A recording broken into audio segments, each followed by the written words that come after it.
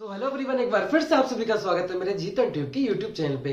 तो ऐसो आपको ऑलरेडी पता है कि हमारे क्लास का जो शेड्यूल है वो एक दिन प्रायर ही आपको हमारे यूट्यूब चैनल के माध्यम से, व्हाट्सएप के माध्यम से, यूट्यूब के कम्युनिटी पोस्ट के भी माध्यम से और साथ में इंस्टाग्राम और टेलीग्राम चैनल के माध्यम से ऑलरेडी बता दिया जाता है। तो आज का जो टॉपिक होने वाला है दोस्तों बहुत ही इंपॉर्टेंट टॉपिक रहने वाला है, उसका नाम है आइसबर्ग थ्योरी ऑफ डिसीज। ठीक है, तो हम आइसबर्ग थ्योरी ऑफ डिसीज को आगे पढ़ेंगे। उससे पहले दोस्तों आप अगर हमारे जीतन ट्यूब चैनल पे पहली बार आए तो जीतन ट्यूब चैनल को सब्सक्राइब कर लीजिए, साथ में बेल आइकन को भी प्रेस कर दीजिए ताकि ऐसे इंपॉर्टेंट क्लासेस का नोटिफिकेशन, वैकेंसीज की अलर्ट और नोटिफिकेशन आपको हमारे जीतन ट्यूब चैनल के माध्यम से सबसे पहले मिलती रहे।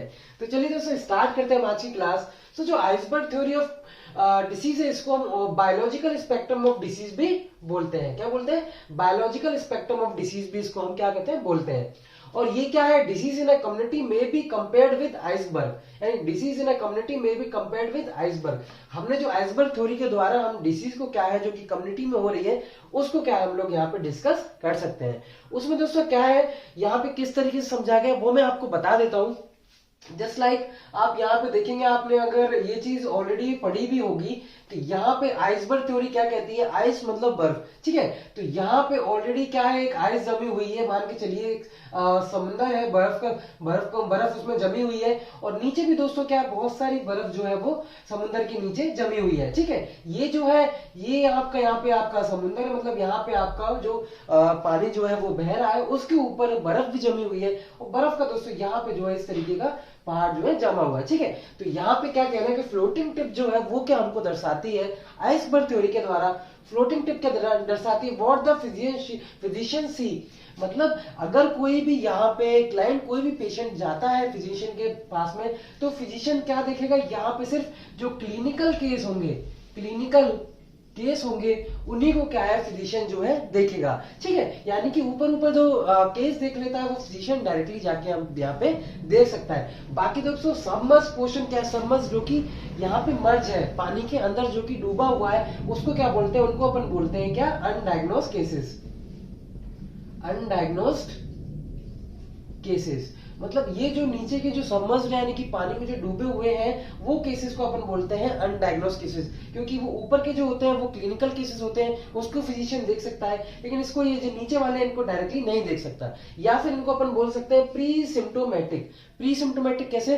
सिम्टम्स अभी आए नहीं है लेकिन वो ग्रसित हो चुके हैं, मतलब सिम्टम्स अभी उनमें पेशेंट में आए नहीं है बट वो क्या है, वो यहाँ पे डिसीज को फैलाने के सक्षम है, कि वो यहाँ पे कैरियर है, वो डिसीज को क्या है फैला सकते हैं। इसी को अपन बोलते हैं यहाँ पे कैरियर भी बोल सकते हैं, यानी कि अनडायग्नोस्ड केसेस।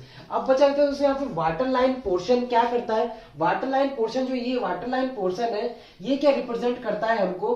तो ये रिप्रेजेंट करता है हमारा यहाँ पे कि डिमार्केशन क्या होता है कि दोस्तों यहाँ पे इसका मतलब होता है हिंदी में कि एक बॉर्डर लाइन होती है जो कि दो चीजों को बांटने वाली, दो यानी कि एरियाज को बांटने वाली चीज को अपन क्या बोलते हैं? डिमार्केशन बोलते हैं। ठीक है, border line date separate two things, ठीक है, उसको अपन डेमार्केशन बोलते हैं। ये किसके बिटवीन है? यहाँ पे between apparent and unapparent, apparent and unapparent disease. Apparent क्या होता है? Estimate of the rate of progress of disease, मतलब किस दर से दोस्तों वो यहाँ पे डिसीज यहाँ पे जो फैल रही है उस चीज को अपन क्या बोलते हैं? अपन अपैरेंट बोलते हैं। तो इन दोनों का डिफरेंस को अपन बीच में क्या बोलते हैं? इसको बोलते हैं अपन वाटर लाइन पोर्शन जो है ये वाला। ठीक है, तो यहीं पे अपन बोल सकते हैं ये जो पोर्शन है ये हमारा क्या डिनोट करता है? ये डिमार्केशन जो है वो उसको दर्शाता है, यानी कि दो चीजों को डिवाइड करने के लिए दर्शाता है। तो ये हमारा क्या हो गया? ये हमारा हो गया आइसबर्ग थ्योरी ऑफ डिसीज। तो ये दोस्तों यहाँ पे नीचे बर्फ है, ऊपर भी बर्फ है, तो ये क्लिनिकल केसेस, ये अनडायग्नोस मतलब जो देखे नहीं जा सकते इसलिए, और ये डेमार्केशन वाली चीज जो कि सेपरेट कर रही है। ठीक है, सो ये होती है दोस्तों हमारी आइसबर्ग जो है वो थ्योरी। ठीक, तो इसका दोस्तों यहाँ पे आप स्क्रीनशॉट लेना चाहें या लिखना चाहें तो आप इसका इजीली लिख सकते हैं। ठीक है, बाकी का इस तरीके से आप डायग्राम बना के भी यहाँ पे लिख सकते हैं।